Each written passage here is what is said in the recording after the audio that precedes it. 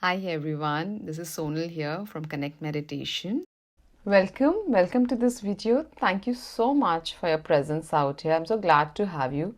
Thank you for your time. And without further ado, let me just go right into the topic. As you can see, the topic says that don't think positive, do this instead. And before some of us think that there's so much of talk about positive thinking, positive psychology, something which even I believe in, and here I'm suggesting don't think positive, do this instead. What am I suggesting in terms of doing instead? I'll let you know in a little while.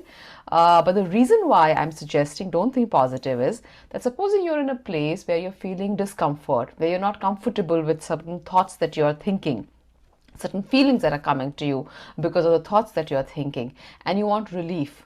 Now, a lot of times, some of us may be able to think positive. Many of us, in fact, would be able to think positive thoughts, and that's absolutely great. If you're able to think positive thoughts, that's awesome. But sometimes it happens that we are not able to. We are not ready to think positive. In fact, if a well-meaning friend or a video or a book or anything else suggests when you're not ready to think positive, you're still wallowing in the negative thoughts, and that's absolutely human. We have to be kind and gentle with ourselves.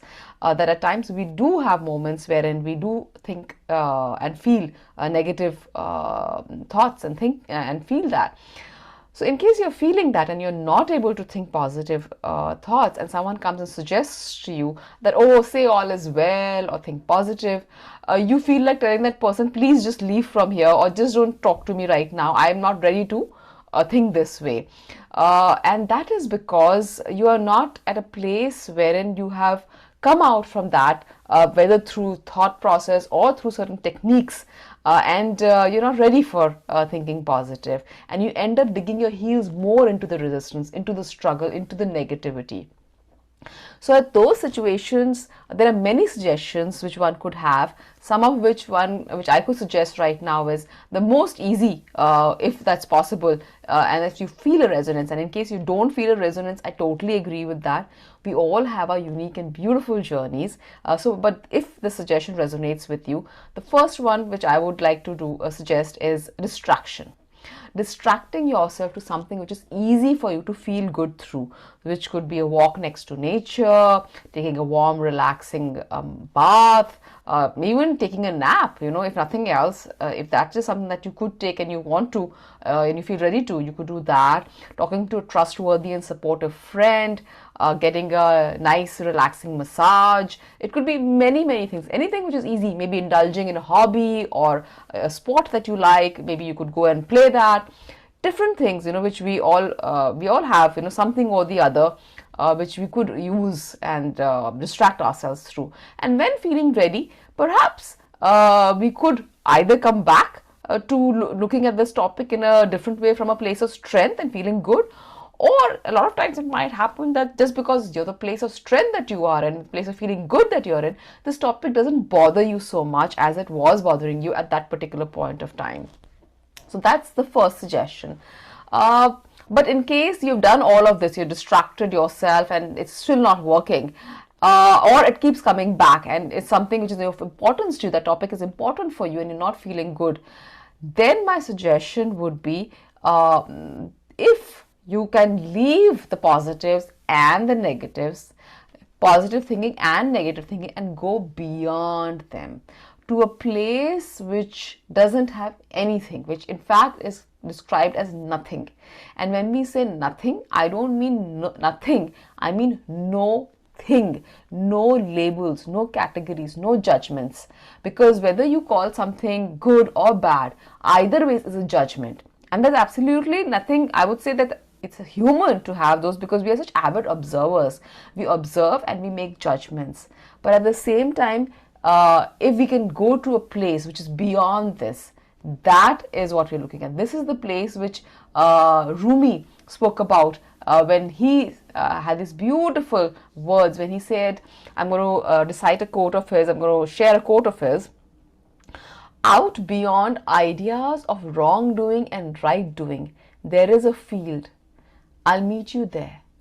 Where the soul lies down in that grass, the world is too full to talk about. So these beautiful words by Rumi are signaling, are talking about this place where there are no rights and no wrongs, no positives and no rights in that sense, no positive thinking and no negative thinking. It's beyond that.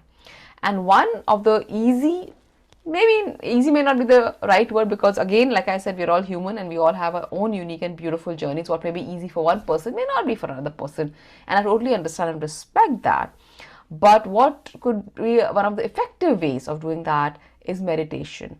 And here I'm just going to share with you about supposing your breath, your object of meditation in your meditation practice is the breath. It could be anything. There are many objects of meditation which one could have, but I'll just take the example of the breath.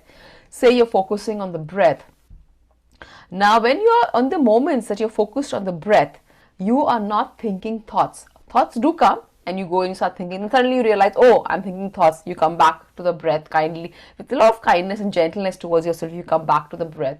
Then again, you go back to some thought which comes, and then again, you go back to the breath. So in your 5 minutes, 15 minutes, whatever is the time that you're giving to your meditation, sitting meditation practice, you are doing this. If you are able to come to a place wherein you're focused on the breath for a little longer, maybe a second, 2 seconds, a little more, depending on wherever you are in your beautiful and unique journey, the moments that you're focused on the breath, you're only focused on the breath, because in any one moment you can focus on one thing. The next moment you can focus on another thing, but in that moment you're focused on that particular thing.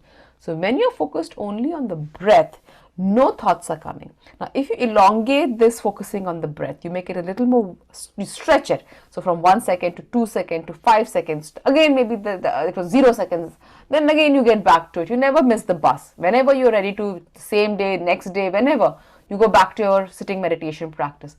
As you elongate it, as you keep elongating that number of seconds or moments that you're on the breath, in those moments, A, you're not on the thoughts because you're on the breath. B, because of that one-pointedness, you reach a point wherein the breath also begins to blur. One-pointedness is the key to transcending thought, is the key to transcending the right doing and the wrong doing, the negative and the positive. And then you transcend the breath and you go to a place wherein you are aware of your thoughts, but you are at a different place. You are at the place of strength. You are at what is called as the inner refuge, the inner sanctuary. St Theresa of Avila had a beautiful, beautiful quote. I don't have it right now with me, but she talks about how just focusing on the breath and you reach that inner sanctuary, which is within us all the time, and we can always access it. We can always reach to that, allow that particular connection to it. So that is the field. So it's beyond any right doings and wrong doings. Become like children, like children. If you notice, they're so pure hearted. They don't have any judgments. If they like you, they dislike you. They're not going to look at, oh, she's not dressed properly, or he's not, he doesn't have a particular material possession, and therefore I'm not going to like him, or I'm going to like him, or he's at a position of power, therefore I'm going to give more importance. Children, just if they feel a connection with you, they love you. That's it, So that pure heartedness, that without any labels, without any judgments, without any categories, is what we are looking at.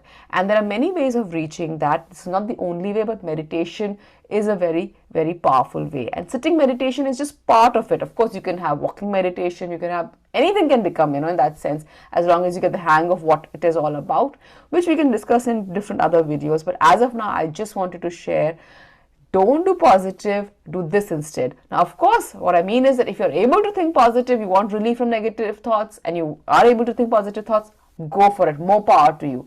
But if you're not able to, then these could be some suggestions which you might consider. Hope these suggestions, this video has been of value to you. I would love to hear from you in case there's anything that you would like to share, or even if you'd like to ask something, feel free to write in to me at sonal@connectmeditation.com. You can also just, if you want, you can subscribe to this particular channel so that whatever videos I have, because sometimes when we listen to certain things, you can get more and more clarity also. I wish you a wonderful, wonderful day or night, whichever part of the world you are in when you're listening to this particular podcast, this particular video. And I thank you once again for your presence. I'm so, so glad. Lots of love to each one of you who's listening right now and to the entire world and beyond. Thank you so much for your presence.